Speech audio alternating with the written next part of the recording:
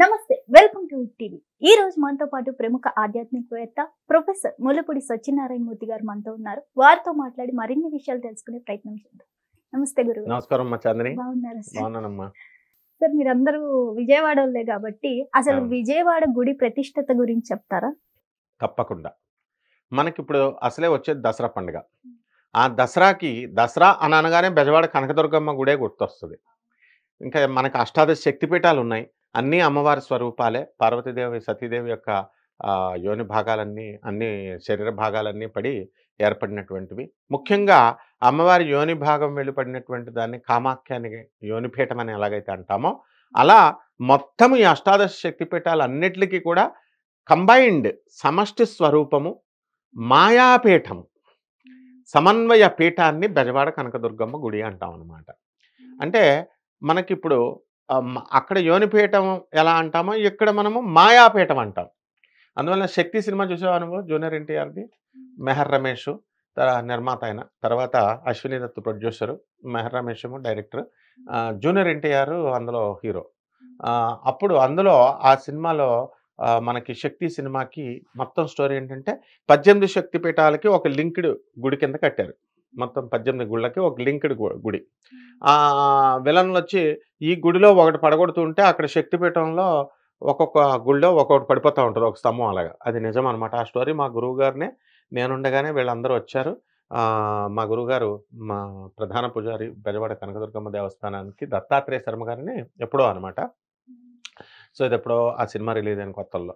So అలాగే మా గురువుగారు ఇంకో గురువుగారు పురాణపండి రాధాకృష్ణమూర్తి గారు వీళ్ళందరూ కూర్చుండగా ఈ యొక్క స్టోరీ డిస్కషన్ జరిగింది. అప్పుడు వేణుగోపాల్ రెడ్డి గారు ఈవోగా ఉండేవారు, మనకి ఎగ్జిక్యూటివ్ ఆఫీసర్గా బెజవాడ దేవస్థానానికి. అప్పుడు ఈ స్టోరీ సమన్వయ పీఠం ఇలా అని చెప్పారనమాట. ఇప్పుడు మనకి బెజవాడ కనకదుర్గమ్మ తల్లికి దుర్గా అంటామా కనకదుర్గా అంటామా? కనకదుర్గా అంటాం. మిగతా ఏ గుళ్ళు అయినా దుర్గ అంటాం. ఎందువలన కనకదుర్గ అంటే కనకము అంటే ఏంటంటే బంగారం అని అర్థం. బంగారు దుర్గ అంటే ఇది ఎవరో ఎప్పటి నుంచి ఉందండి? ఇది కృతయుగం నుంచి ఉంది. ఈ అమ్మవారు ఎప్పుడు సనాతనమైనటువంటి తల్లి ఎప్పటి నుంచి ఉన్నటువంటిది కాబట్టి మనము హేమదుర్గ బంగారపు ఛాయతో మెరిసిపోతూ ఉంటుంది అనమాట అమ్మవారు. అందుకని హేమదుర్గ అంటాం. హేమము అంటే బంగారం. కనకదుర్గ అని ఎలా వచ్చిందంటే మాధవవర్మ అనేసి ఒక రాజు ఉన్నాడు. మాధవ బర్భమంటి మహికాంతుల నరించిన తల్లి నీవు, అన మహిషాసురుని మర్దించిన జనని నీవు, లేరు నీబంటి వారలి దారుణి తలంబనం జోడనట్టియో శంభురాణి. అమ్మ శంభురాణి శివుని యొక్క భార్య. అసలు విశ్వమంతా వెతికినా నీలాంటి నీతో సమానమైనటువంటి తల్లి ఇంకొకళ్ళు దొరకరు కదమ్మా అన్నారు. అందుకే ఆమె జగన్మాత అనమాట. ఈ మాధవవర్మ అనేటటువంటి రాజు 16వ శతాబ్దంలో ఉండేవాడు. మా విజయవాడని పరిపాలించాడు. పరిపాలిస్తే అక్కడ ఏం జరిగింది, ఆయనకు ఒక కొడుకున్నాడు. ఆ కొడుకు కొత్తగా పెళ్లి చేసుకుని కోడలు తెచ్చుకున్నాడు. మొత్తం మనం ఎవరైనా కొత్త కోడలు వస్తే అందరూ ఇళ్ళకు వచ్చి చూస్తారు కదా, చుట్టాలు ఊర్లో వాళ్ళు తెలిసిన వాళ్ళంతా. మరి రాజుగారి కొడుకే పెళ్ళి అంటే మొత్తం రాజ్యంలో జనం అంతా వస్తే రాజుగారి ఇల్లు సరిపోదు. అందుకని రాజుగారులు ఏం చేస్తారంటే వాళ్ళ కొడుకు వాళ్ళ కోళ్ళలో కలిసి రథం మీద బయటికి వెళ్ళి ఊరేగింపులో ఆ ప్రజల మధ్యలోకి వెళ్ళి వీధి వీధి తిరుగుతారు, జనం అంతా చూస్తారు. అలా తిరిగే క్రమంలో ఒక నిరుపేద అయినటువంటి పువ్వులు అమ్ముకునే ఆమె ఒకటి ఉంటుంది, ఒక ఆవిడకు ఒక కొడుకు ఉంటాడు. ఆ కొడుకు ఈ రథం కింద పడి చచ్చిపోతాడు. ఇతను ప్రమాదవశాత్తు జరిగింది. పాపం ఇలా కొడుకు ఏం చంపలేదు, మాధవవర్మ కొడుకు ఏం చంపల యువరాజు.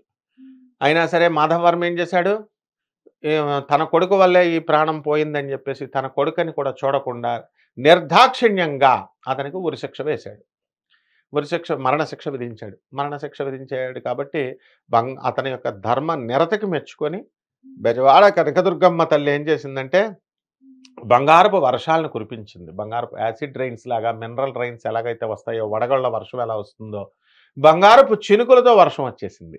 అందుకని బంగారం అంటే కనకము. ఆ రోజు నుంచి దుర్గ మామూలు దుర్గ కనకదుర్గ అయిపోయిందనమాట. కాబట్టి అప్పుడు ఈ యొక్క రాజు ప్రతిష్ట కూడా మొత్తం అంతా బతికించేసింది, వాడిని అయిపోయింది. ఇది ఏదో కథ అనుకుంటాం, ఇది కథ కాదు. బెజవాడ చరిత్రలో జరిగినటువంటి సంఘటనగా ఆర్కియలాజికల్ డిపార్ట్మెంట్ వారు ఈ ఫలానా ఏ తారీఖులో ఏ సంవత్సరంలో ఏ సమయం నుంచి ఏ సమయం వరకు బంగారపు చినుకులు పడిందో వాళ్ళ డిపార్ట్మెంట్లో నోట్ చేశారు. బెజవాడ ఆర్కియలాజికల్ డిపార్ట్మెంట్లో చెక్ చేసుకుంటే ఈ ఇన్సిడెంట్ ఉంటుంది. ఇది ఫస్ట్ స్టోరీ. తర్వాత బెజవాడ కనకదుర్గమ్మ తల్లిని దర్శించడానికి ఎంతమంది వచ్చారో తెలుసా? ఇప్పుడు మామూలుగా మనం వెళ్తాం కదా, అందరూ ట్రైన్ ఎక్కేసి బస్సు ఎక్కేసి ఫ్లైట్లు ఎక్కేసి వెళ్తాం. అలాగే సిద్ధులు, గంధర్వులు, కిన్నెర్లు, కింపురుషులు, నాగులు వీళ్ళందరూ డైలీ అమ్మవారిని దర్శనం చేసుకుంటారు. మాయాపీఠం, మాయ మహానగరంలో మాయగాడులాగా అమ్మవారు ఆ యొక్క మాయగా మహామాయ అన్నారు. యా దేవి సర్వభూతేషు మాయా రూపేణ సంస్థిత నమస్తస్యై నమస్తస్యై నమస్తస్యై నమో నమః. అమ్మవారు మాయా రూపం కాబట్టి ఆమెను దర్శించుకోవడానికి ఇంతమంది ప్రతిరోజు వస్తారు. వాళ్ళు మనకు కనబడరు అనమాట. మరి ఈ గుడి ఎప్పుడు ఏ కొండ మీద ఉందండి? ఇది ఇంద్రకీలాద్రి పర్వతం మీద ఉంది. ఇంద్రకీలాద్రి పర్వతం ఈ రోజు వచ్చింది కదా, అది భూమి తయారైనప్పటి నుంచి ఉంది. అది ఎలా ఏర్పడిందంటే కృతయుగంలో నుంచి అమ్మవారు అక్కడ వెలిశారు. అయితే అమ్మవారు వెలుసుంటే కీలుడు అనేటటువంటి ఒక యక్షుడు ఉన్నాడు, ఇంద్రకీలుడు అతని పేరు. ఆ కీలుడు అనేటటువంటి వాడు ఘోర తపస్సు చేశాడు. అమ్మవారు ప్రత్యక్షమైంది. ఏమిట్రా నీ కోరిక అంటే, మనమైతే బిల్డింగ్లో అవే అడుగుతాం, కార్లు అడుగుతాం. ఆయన ఏమడిగాడు, అమ్మ నువ్వు నా శిరస్సు మీద ఉండిపోవాలి, నువ్వు నా గర్భంలో ఉండిపోవాలి తల్లి అని అంటే, సరేన అతన్ని ఒక పర్వతం కింద మార్చి ఆమెమో ఆ అమ్మవారు ఆ కొండపైన వెలిసింది. ఆ కడుపులో మనకి క్రింద, అందుకనే అన్ని తిరుపతి కొండ ఉందనుకో, 7 కొండల పైన ఉంటాడు వెంకటేశ్వర స్వామి. ఏ గుడి అన్నా చూడు, మంగళగిరి నరసింహస్వామి పైన ఉంటాడు, కానీ ఇక్కడ మాత్రం ఆ గుడి మధ్యలో ఉంటాడు బెజవాడ కనకదుర్గమ్మ తల్లి. అది రెండో హిస్టరీ. ఇంద్రుడు కూడా అమ్మవారు తమ ఇంద్ర పదవిని ఒకసారి పోయింది ఆయనకి, పోతే ఇంద్ర పదవిని నిలబెట్టడం కోసం ఇంద్రుడు కూడా తపస్సు చేసి అమ్మవారిని ఇక్కడ అర్చించాడు. తర్వాత బ్రహ్మదేవుడు స్వయంగా వచ్చి ఈ కొండ మీద ఈయనకు మరి మల్లీశ్వర స్వామి కూడా ఉన్నాడు అనమాట. ఇక్కడ ఈశ్వరుడు కూడా ఉన్నాడు. ఆయన ఏం చేశాడు, మల్లె పువ్వులతో ఈ ఈశ్వరుడిని ఆరాధించాడు బ్రహ్మదేవుడు. అందుకని మల్లీశ్వర స్వామి అని పేరు వచ్చింది. మల్లీశ్వరుడు మల్లికార్జునుడు అని 2 చోట్లే అంటాం. శ్రీశైల భ్రమరాంబిక దగ్గర మల్లికార్జున స్వామి అంటాం, ఈయనేమో మల్లీశ్వర స్వామి అంటాం. అందుకని ఆ దేవస్థానం పేరు దుర్గా మల్లీశ్వర దేవస్థానం. 2 అయిపోయింది. ఇప్పుడు అసలు ఆ బెజవాడ కనకదుర్గమ్మ తల్లి గుడి ఉంది, బాగుంది. క్రిందేమో కృష్ణానది ప్రవహిస్తుంది. కృష్ణానది ఎవరో కాదు, ఈమె చెల్లెలు అనమాట. చెల్లి ఒకసారి నీ ముక్కు కూడా బాగుంది బా అని అడుగుద్ది ఈమె. ఇస్తే మామూలుగా ఎక్స్చేంజ్ చేసుకుంటారు కదా నువ్వు మీ చెల్లి, అలా ఇస్తే ఇది బాగుంది, నాకు ఈ శారీ బాగా నప్పింది, ఇంకా నేను నీకు ఇవ్వను అని మీరు ఎలాగైతే దొబ్బేస్తారో, అలా బెజవాడ కనకదుర్గమ్మ కూడా వాళ్ళ చెల్లి దగ్గర దొబ్బేసి ఈ ముక్కుపడకు నేను దొబ్బేస్తున్నాను, నీకు ఇవ్వను అనేసి పెళ్ళి కొండ ఎక్కి కూర్చుంది. అయితే మరి ఊరుకుంటుందా చెల్లి? ఆమె నా ముక్కుపడికి ఎలాగైనా సరే నేను తీసుకుంటాను నువ్వు ఇవ్వకపోతే అని. కలియుగ అంతానికి ఈ కృష్ణానది ఏం చేస్తుందంటే అంత పైకి పొంగి బెజవాడ కనకదుర్గమ్మ తల్లి యొక్క ముక్కు పుడక దగ్గరికి వచ్చి ముక్కు పుడకను లాక్కొని వెళ్ళిపోద్ది. ఇది పోతులూరు వీరబ్రహ్మేంద్ర స్వామి వారు తమ కాలజ్ఞానంలో నిర్వచించారు. అంటే కలియుగాంతానికి కనకదుర్గమ్మ ముక్కు పుడకకి లింక్. కలియుగాంతం ఖచ్చితంగా ముక్కు పుడకను తీసుకెళ్తుంది. ఇకపోతే మంగళగిరి కొండను ఈ బెజవాడ కనకదుర్గమ్మ కొండ 2 కలిసి ఉండేది, ఒకటే కొండ. కృష్ణానది ప్రవహిస్తుంది కదా, చిన్న కన్నం ఇవ్వయ్యా అన్నది అందులో నుంచి వెళ్తుంది అని అందరు అడిగితే నేను ఇవ్వను అంటది. దేవతలు అందరూ వచ్చి అడిగితే బెజవాడ కనకదుర్గమ్మ, బ్రహ్మదేవుడు స్వయంగా వచ్చి కొంచెం ఇవ్వమ్మా మరి ఎలాగెళ్తుంది అని అంటే, సరేలే అని చిన్న బెజ్జం పెట్టుకోమని ఇస్తే, ఆ కృష్ణానది అసలే కసి మీద ఉంది కదా, నా ముక్కుపడికి ఎత్తుకెళ్ళిపోయిందని, అందుకని ఏం చేసింది, పెద్ద ఉగ్ర రూపం దాల్చి పెద్ద ప్రవాహంతో ఫాట్మని ఆ కొండ మధ్యని చీల్చేసింది. చీల్చేసరికి 2 ముక్కలు, ఇప్పుడు కొండ ఎలా ఉంది 2 కింద విడిపోయి, ఇటేపేమో ఇంద్రకీలాద్రి అయింది, ఇటువైపు కొండ వెళ్ళి మంగళగిరి వెళ్ళిపోయి పానకాల నరసింహస్వామి అక్కడ ఉన్నాడు అనమాట. ఆయన దాని మీద వెలిసాడు. ఆ 2 కొండలు అసలు యాక్చువల్గా ఒకటే కొండట. ఇకపోతే ఈ బెజవాడ సిటీకి విజయవాడ అని పేరు అసలు ఎలా వచ్చింది? విజయుడు అంటే ఎవరు? అర్జునుడు ఏం చేశాడు, ద్వాపర యుగంలో తపస్సు చేసుకున్నాడు. వాళ్ళ తాత అయినటువంటి వ్యాసులు వారు టైం వేస్ట్ చేసుకోకరా, వనవాసంలో వెళ్ళి చక్కగా అస్త్రాలు అవన్నీ సంపాదించుకోండి అంటే ఇంద్రకీలాద్రి పర్వతం మీదకి వచ్చి ఘోర తపస్సు చేస్తాడు. ఎంత ఈజీ అమ్మా తపస్సు చేయడం, ఒంటికాల మీద నుంచున్నాం, లేదా పని పట్టలేక మొత్తం అన్ని పనులు మానేసి ఏ డ్యూటీలకు వెళ్ళక్కలేదు, ఏ ఉద్యోగాలకు వెళ్ళక్కలేదు. నేను చిన్నప్పుడు అలా చేసేవాడిని. అర్జునుడికి వచ్చినట్టు నాకు కూడా పాశుపతాస్త్రం వస్తుందేమో అని ఒంటికాల మీద నుంచి ఓం నమ శివాయ, ఓం నమ శివాయ, ఓం నమ శివాయ అని చేశాడు. శివుడు వచ్చేసాడు, పాశుపతాస్త్రం ఇచ్చేశాడు. ఇచ్చేసేటప్పుడు డైరెక్ట్గా ఊరికనే ఇచ్చాడు, టెస్ట్ చేస్తాడు అసలు వీడికి అర్హత ఉందా లేదా అని. ఇప్పుడు పెన్సిలిన్ ఉంది, డైరెక్ట్ వెళ్ళినోడు కల్లా ఇంజక్షన్ ఇస్తాడు, గుటుకుమని చేస్తాడు ఒక్కొక్కడు, షివరింగ్ అయ్యి పడనోడు. అందుకని ఏం చేస్తాం, టెస్ట్ చేస్తాం, టెస్ట్ చేసి ఇది వీడికి పడినోడికే ఇస్తాం. మన కరోనా టైంలో కూడా వ్యాక్సిన్ టెస్టింగ్ చేసాం కదా. అలాగే డోస్ 200 mg, 1000 mg, 500 mg అని ట్యాబ్లెట్స్ డోస్ ఉంటాయి. చిన్నపిల్లడికి సిరప్ ఇస్తాం, ట్యాబ్లెట్ ఇస్తే గుటుకుమని పైకి పోతాడు 500 mg ఇస్తే. అలాగే ఈ బాడీ తత్వం కూడా ఈ ముసలోళ్ళకి వీళ్ళకి కూడా 200 mg చిన్న చిన్నగా సరిపోద్దా లేదా అని. ఆర్ఎంపీ డాక్టర్లు ఉంటారు, వాళ్ళు ఏం చేస్తారు, టపక్ మన ఒకేసారి 500 mg 750 mg అని రాసేస్తారు. అప్పుడు వీళ్ళు ఏం చేస్తారు, అబ్బా ఆ డాక్టర్ ఎంత మంచోడో, వెళ్ళగానే రాత్రికి రాత్రి తగ్గిపోయింది, 1 డేలో తగ్గిపోయిందండి అంటాడు. ఎంబీబీఎస్ హైలీ క్వాలిఫైడ్ ఎండి డాక్టర్లు అలా రాయరు, చిన్నగా స్లోగా వస్తారు. 100 mg ఇస్తారు, 200, 300 అలా ఇచ్చి స్లోగా. ఇది వారం రోజులు పడుతుంది కదా, ఈ ట్రిక్ తెలుసుకోదు వీళ్ళు. ఎందుకని వీళ్ళు ఎంబీబీఎస్ వాళ్ళు ఎలా చేస్తారు అంటే, ఒక్కసారి 500 mg అలవాటు చేసామనుకో బాడీకి, ఇంకా తర్వాత నెక్స్ట్ జ్వరం వచ్చినప్పుడు మనకి 200 mg 100 mg వేస్తే పనిచేయవు. ఇది డాక్టర్లకు తెలుసు కాబట్టి మన బాడీ సిస్టమ్ని పాడు చేయకుండా ఉండడం కోసం చదువుకున్న వాళ్ళు కాబట్టి, వాళ్ళ కోర్సు కాబట్టి పాపం ఎంబీబీఎస్లు, ఎండీలు, ఎంఎస్లు కేర్ఫుల్గా రాస్తారు. ఆర్ఎంపీలకి ఏం పోయింది, మనకు పేరు వచ్చేయాలంతే, రాత్రికి రాత్రి. ఇప్పుడు యూట్యూబ్లో వస్తున్నారు. ఇప్పుడు మా గురుగారు చాగంటి కోటేశ్వరరావు గారు, గరికపాటి గారు 40 సంవత్సరాలు చెప్పినా సరే పాపం వాళ్ళు ప్రముఖ ఆధ్యాత్మికవేత్తలని వేసుకోరాళ్ళు. ఇక్కడికి వచ్చిన వాళ్ళంతా మన ఛానల్కి వచ్చిన వాళ్ళు, అన్ని ఛానల్కి వచ్చిన వాళ్ళు 2 వీడియోలు చెప్పగానే ప్రముఖ ఆధ్యాత్మికవేత్త, ప్రముఖ జ్యోతిష పండితులు, అంతర్జాతీయ, ఇంటర్నేషనల్ ఇలా వేసేసుకుంటున్నారు. అలాగే ఇది కూడా అనమాట. కాబట్టి ఇక్కడ ఈ అసలు వీడికి ఆ పొటెన్సీ ఉందా లేదా, పాశుపతాస్త్రం 1000 mg లాంటిది ఇచ్చేస్తే వీడు తట్టుకుంటుందా, వీడి బాడీ తట్టుకోడా అని శివుడు వచ్చి టెస్టింగ్ కిరాత రూపంలో వస్తాడు.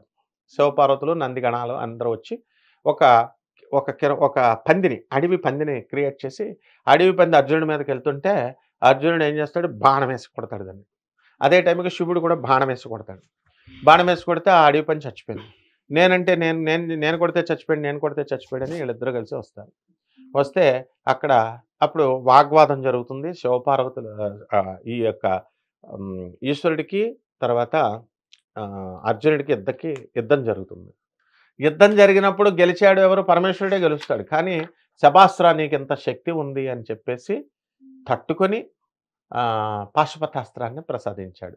అందువలన విజయుడు అంటే అర్జునుడు అక్కడ ఇంద్రకిలాద్రి మీద పాశుపతాస్త్రం సంపాదించాడు. ఏం మంత్రంతో, సింపుల్ ఓం నమ శివాయ మంత్రం. ఇప్పుడు వీళ్ళు ఏం చేస్తున్నారు, డూప్లికేట్ గాళ్ళు, ఇప్పుడు ఓం నమ శివాయ మామూలు మంత్రం, దీనికి పవర్ లేదు. ఇది ఓము నమ శివాయ, ఓము నమస్కారం శివ, ఓం నమో నారాయణ విష్ణుమూర్తి నీకు నమస్కారం, వీటితో ఉండదు, మీకేం రాదు. ఓం హ్రాం హ్రీం బ్లూం బ్లాం ఇలాంటి మంత్రాలు చేస్తే మీకు ఈ యొక్క దశమహావిద్యలు, పెద్ద పెద్ద మంత్రాలు, చిన్న పామును పెద్ద కర్రతో కొట్టొచ్చు, అలాంటి మంత్రాలు చేస్తే మీకు ఎక్కువ ఫలితం ఇస్తుంది అని చెప్పి సొల్లు కబుర్లు చెప్తే ఈ జనాలంతా పేపర్లు పట్టుకుని వెళ్ళి జపాలు చేసేస్తున్నారు. ఇప్పుడు గ్రహణం ఎప్పుడు వస్తుందా, కనిపించకపోయినా సూర్యగ్రహణం ఎప్పుడు వస్తుందా చేసి పడేస్తున్నారు. కాబట్టి విజయుడు అర్జునుడికి ఇచ్చాడు. మరి నేను నుంచొని తపస్సులు చేసేసేవాడిని. ఆ తర్వాత బుద్ధి వచ్చి, బాబాయ్ చదువుకోవాలి నాయన, అలా రాడు, మనం చదువుకొని కష్టపడి ఇలాగా చదువుకోవాలమ్మా అని చెప్తే అప్పుడు మనకి జ్ఞానోదయమే ప్రొఫెసర్లు అయ్యాం, ఆధారణ మీద పండితులయ్యాం. ఈ రోజున బాబు మీరు అలా చెడిపోకంటారు నాయన. తపస్సు అంటే చాలామంది తెలియక పూజలు అంటే ఏమనుకుంటారంటే కూర్చొని కొంకాలు వేసేసి పసుపులు వేసేస్తే అమ్మవారు ప్రత్యక్షం అయిపోద్ది, ఓం నమ శివాయ అని చెప్పేసి ఇలా తపస్సులు చేసేస్తే వచ్చేస్తాడు దేవుడు అనుకోవడం తప్పు అనమాట. మన పని మనం చేసుకుంటూ దైవతత్వాన్ని రియలైజ్ అవుతూ మన ఉద్యోగాలు మనం చేసుకుంటూ అప్పుడు మాత్రమే దేవుడు ఆశీర్వదిస్తాడు, రియలైజ్ చేస్తాడు మనల్ని. మనం తెలుసుకుంటాం. ఈ తత్వం తెలుసుకోక చాలామంది నాశనం అయిపోతున్నారు. ఈ దొంగ గురువులంతా కూడా ఏం చేస్తున్నారంటే వాళ్ళని భ్రమంలో ఉంచేస్తున్నారు. ఇదంతా కూడా మాయ అనమాట. ఈ మహామాయను విచ్ఛిన్నం చేసేదే దుర్గాదేవి. దుర్గతి నాశిని దుర్గే జయ జయ, సద్గతి దాయిని సదయే జయ జయ. దుర్గతుల్ని నాశనం చేస్తుంది అమ్మవారు, చెడ్డ యొక్క గతుల్ని. సద్గతుల్ని అమ్మవారు మంచి గతుల్ని మనకి ఇస్తుంది. ఈ సందర్భంగా మనకి బెజవాడ కనకదుర్గమ్మ తల్లి యొక్క వైభవం మనము బెజవాడలో మనం చూస్తాం కాబట్టి ఆదిత్యరామ్ గారు ప్రముఖ మ్యూజిక్ డైరెక్టర్ గారు, ఒక పాట అమ్మవారి మీద పాడండి స్వామి. నవదుర్గల మహిమ చూడ మనకిది తరమా, నవదుర్గల మహిమ చూడ మనకిది తరమా, మము బ్రోవగరావమ్మ విజయ దుర్గమ్మ. నవదుర్గల మహిమ చూడ మనకిది తరమా, మము బ్రోవగరావమ్మ విజయ దుర్గమ్మ. దుర్గతి నాశిని జై జై విజయ దుర్గమ్మ. దుర్గతి నాశిని జయ జయ విజయ దుర్గమ్మ. కనకాంబర ధారిణి మా కనక దుర్గమ్మ. నవదుర్గల మహిమ చూడ మనకిది తరమా, మము బ్రోవగరావమ్మ విజయ దుర్గమ్మ. విజయవాడలో వెలసిన విజయ దుర్గమ్మ అమ్మ. విజయవాడలో వెలసిన విజయ దుర్గమ్మ. విశ్వమాతవమ్మ నీవు విజయ దుర్గమ్మ. సర్వశక్తి రూపిణి సర్వకాల వ్యాపిని. నవదుర్గల మహిమ చూడ మనకిది తరమా, మము బ్రోవగరావమ్మ విజయ దుర్గమ్మ. దుర్గతి నాశిని దుర్గే జయ జయ. సద్గతిదాయిని సదయే జయ జయ. మాధవ వర్మ వంటి మహికాంతుల నరించిన తల్లి నీవు. మాధవ వర్మ వంటి మహికాంతుల నరించిన తల్లి నీవు.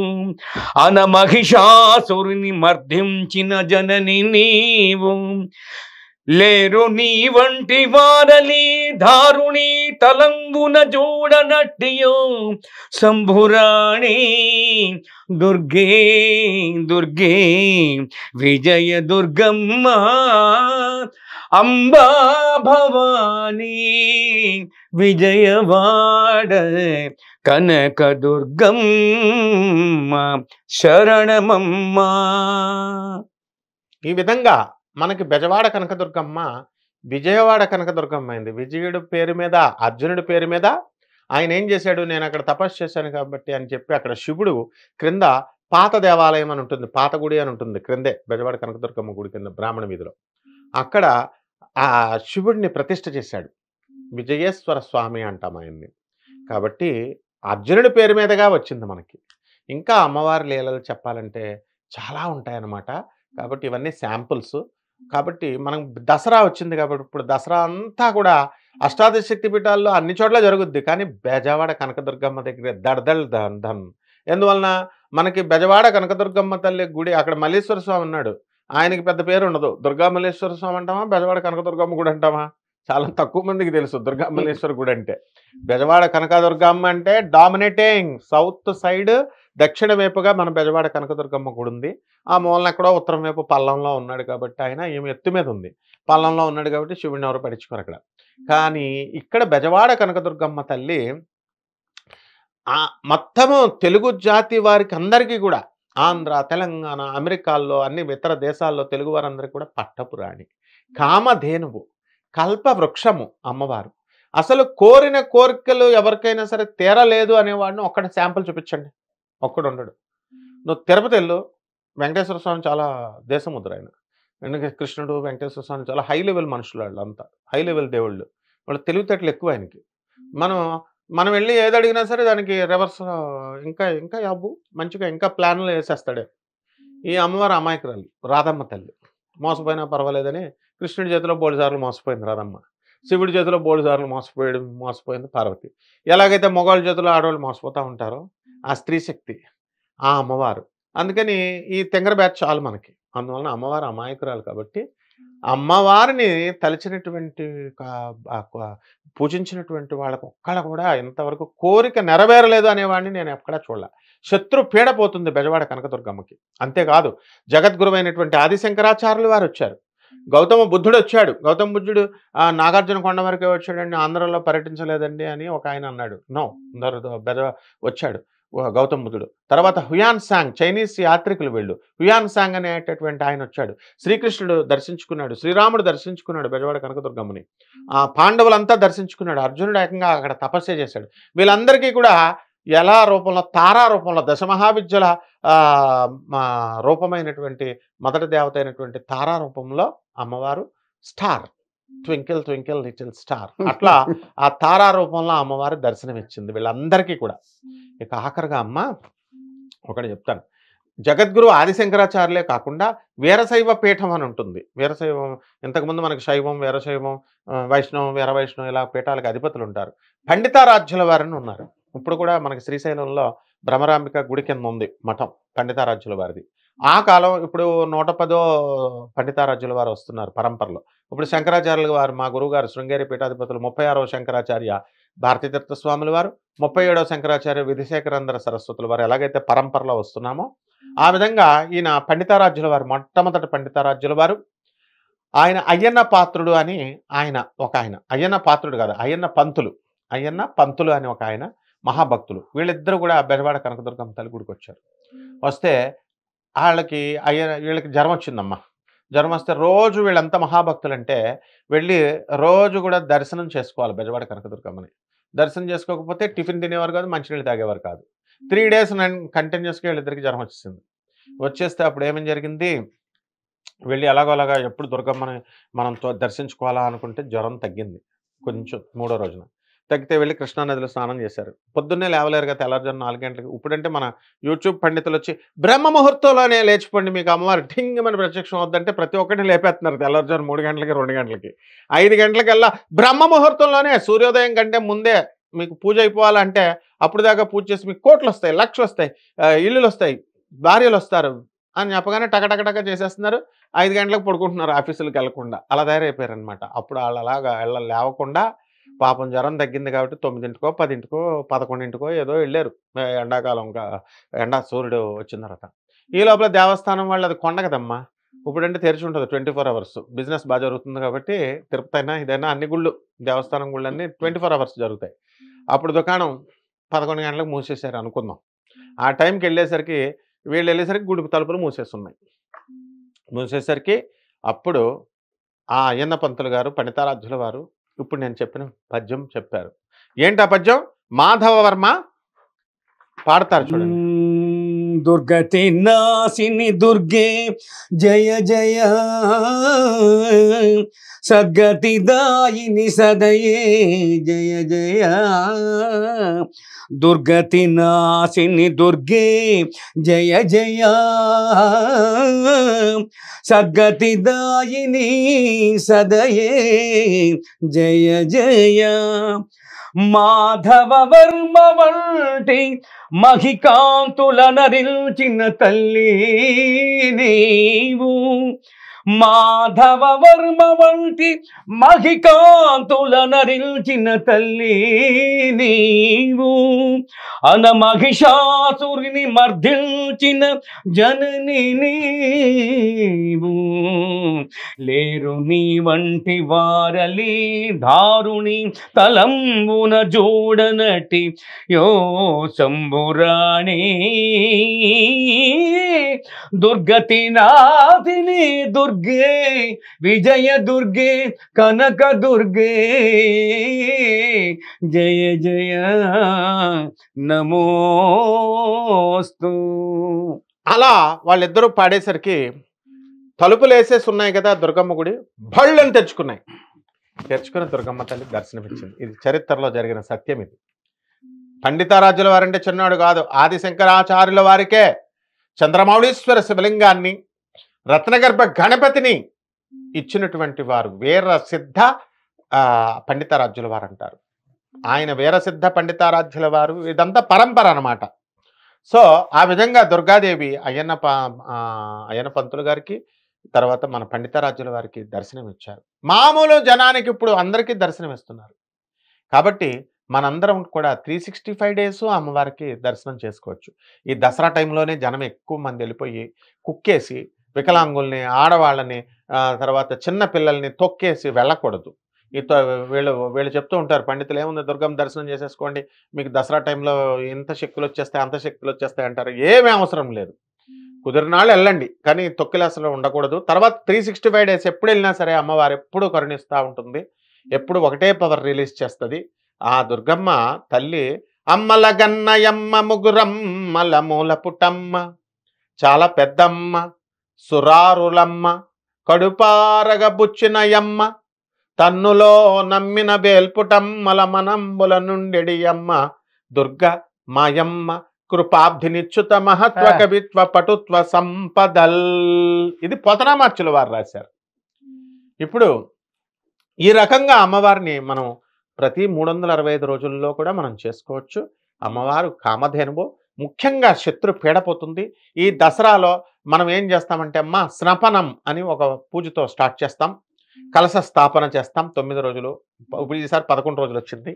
కలశ స్థాపన చేసిన తర్వాత చక్కగా అమ్మవారికి నిత్యము పూజలు జరుగుతాయి, అలంకారాలు జరుగుతాయి. మొట్టమొదటి రోజునేమో బాలా త్రిపుర సుందరి చేస్తాం. ఇది వరకు స్వర్ణ కవచాలంకృత దుర్గాదేవి చేసేవారు. ఆ స్వర్ణ కవచాలంకృత దుర్గమ్మ తల్లిని మనము అది తీసేసి మహాచండిని పెడితే బాగుంటుంది.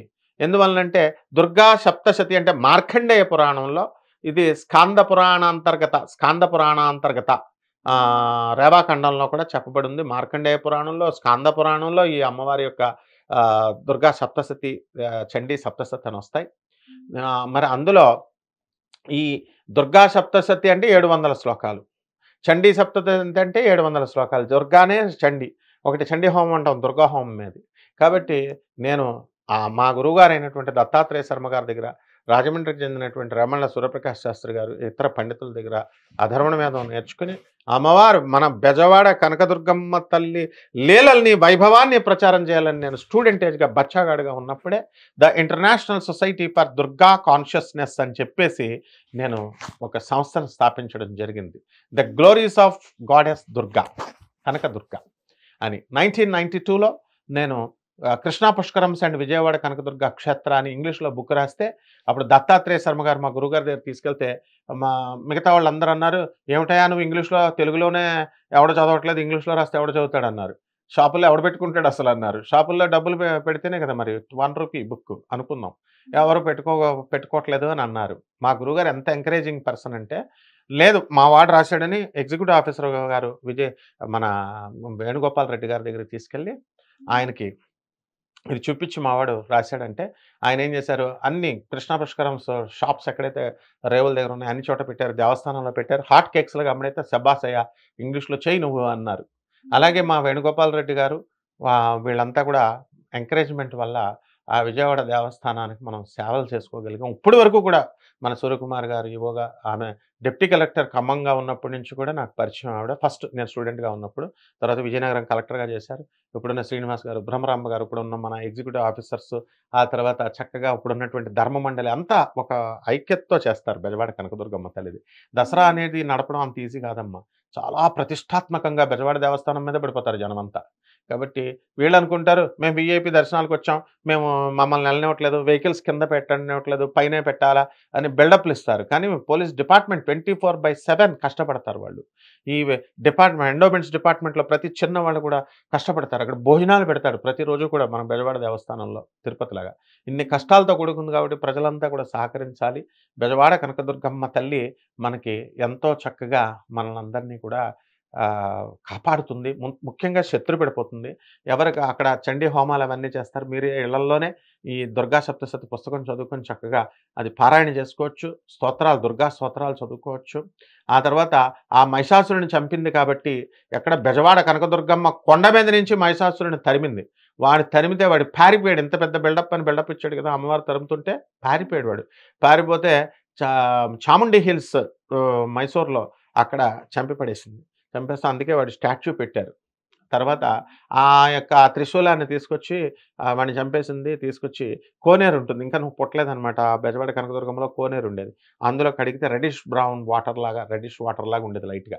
ఇప్పుడు అంబుబచ్చి అని కామాఖ్య అని అంటున్నారు కదా, ఆగస్టు నెలలో అంబుబచ్చి ఫంక్షన్ జరిగేటప్పుడు ఎర్రగా అయిపోద్ది అని అవన్నీ ఎర్రప నీళ్ళు అన్నీ మేము చిన్నప్పటి నుంచి మేము చూసాం. మేమే మూసేసాం ఆ యొక్క కోనేరు ఎక్స్పాన్షన్ జరుగుతున్నప్పుడు మా వేణుగోపాల్ రెడ్డి గారు ఈవోగా ఉన్నప్పుడు మా గురువు గారు చెప్పిన తర్వాతే ఇవన్నీ. సో ఎంతో చరిత్ర ఉంది. అంతేకాదు బెజవాడ కనకదుర్గమ్మ గుడి అనగానే కేవలం ఒక గుడేమో అనుకుంటాం. చింతామణి దుర్గాని 4వ ద్వారం, 9 ద్వారాలు ఉంటాయి, నవావరణ పూజ అంటాం. శ్రీచక్రంలో 9 ఆవరణాల పూజ చేస్తాం కదా, ఆ 9 ఆవరణం అంటే ఎంట్రీ అనమాట. ఇది మొదటి ఎంట్రీ అమ్మవారిది. అలా పైన ఇంకా 9 ఎంట్రీలు ఉన్నాయిరా, 9 కొండలు ఉన్నాయిరా, ఇంకా తిరుపతి ఎంత 7 కొండలే. మన దుర్గమ్మ 9 కొండలు అంటే అబ్బో అయితే గ్రేట్ అన్నట్టు నేను వెళ్తానని చెప్పేసి బయలుదేరేవాడిని. 4వ ద్వారంకి వెళ్ళిన తర్వాత కుక్కలు వచ్చేసి తరిమేసేయి మమ్మల్ని. ఎందువలన అంటే భైరవుడు కాపలా కాస్తాడు అక్కడ అమ్మవారికి. ఏం బెజవాడ కనకదుర్గమ్మ అంటే అంత ఆషామాషి కాదు, వెళ్ళడం దర్శనాలు చేసేసుకోవడం కాదు. ఆ తర్వాత జగద్గురు అయినటువంటి ఆదిశంకరాచార్యులు వారు వచ్చి మేకల్ని, కోళ్ళని, చెత్త అంతా బలిస్తుంటే నాన్ సెన్స్ ఇదంతి అని చెప్పేసి దాన్ని డిస్మిస్ చేసేసి ఆయన కుంకుమతో పూజ చేసుకోండి అమ్మవారి రక్తం ప్రతిబింబం, నిమ్మకాయలు చేయండి కోడి బలులాగా, గుమ్మడికాయలు చేయండి, గుమ్మడికాయ హారతి, బూడిద గుమ్మడికాయలు, సూర్య గుమ్మడికాయలు హారతి అని పెట్టారు. అలాగే జగద్గురు అయినటువంటి ఆదిశంకరాచార్యులు వారు అమ్మవారు మహిషాసురుని మధ్యని చంపేసిన తర్వాత చాలా కోపంతో ఊగిపోతూ ఉండగా ఆ భక్తులందరూ మనం వెళ్ళి దండం పెట్టుకుంటుంటే ఆ అమ్మవారి యొక్క రౌద్ర గణాలన్నీ కూడా మన మీద పడిపోయి మనకి హాని జరుగుతున్నప్పుడు ఆయన అమ్మవారి యొక్క రౌద్ర గణాలన్నీ విత్డ్రా చేసేసి మనకి వేరే విగ్రహంలో పెట్టి మొగలరాజపురం కొండల్లో ఎక్కడో పెట్టారు అని చెప్తా ఉంటారు. అదంతా కాన్ఫిడెన్షియల్ మ్యాటర్స్ అది. సో అక్కడ మనకు ఆ తర్వాత నుంచి బెజవాడ కనకదుర్గమ్మ దగ్గరికి భక్తులంతా వచ్చి మీరు దర్శనం చేసుకోండి. ఎప్పుడు కూడా దుర్గా శ్లోకాలు చదవకండి, ఇక్కడ దుర్గా సహస్రనామాలు చదవకండి, అమ్మవారు జాగృతం అవుతుందని పెద్దలు చెప్తారు. ఆయన జగద్గురు ఆదిశంకరాచార్యులు వాళ్ళు లలితా సహస్రం చదవమన్నారు. అందువల్లనే లలితా సహస్రంతో మనకి బెజవాడ కనకదుర్గమ్మ మీద నిత్యం పూజలు చేస్తాం. కాబట్టి ఆ గుడి అంగుళం నాకు తెలుసు. చిన్నప్పటి నుంచి కూడా మేము అక్కడ పడుకునే వాళ్ళం, పెరిగాము. ఆ బల్లల మీద పడుకునే వాళ్ళం. రాధాకృష్ణ ఇది అంతా కూడా అంత అనుబంధం ఉంది. కాబట్టి ఆ బెజవాడ కనకదుర్గమ్మ ఇంతవరకు ఎవరిని కూడా నేను అనుగ్రహించలేదు అన్న పేరు లేదనమాట. కాబట్టి దసరా వైభవాలు బ్రహ్మాండంగా జరుగుతాయి. ఇప్పుడు అక్కడ ఏ అవతారాలు ఎలా జరుగుతాయో అంతా కూడా మనం చెప్పుకున్నాం. ధన్యవాదాలు.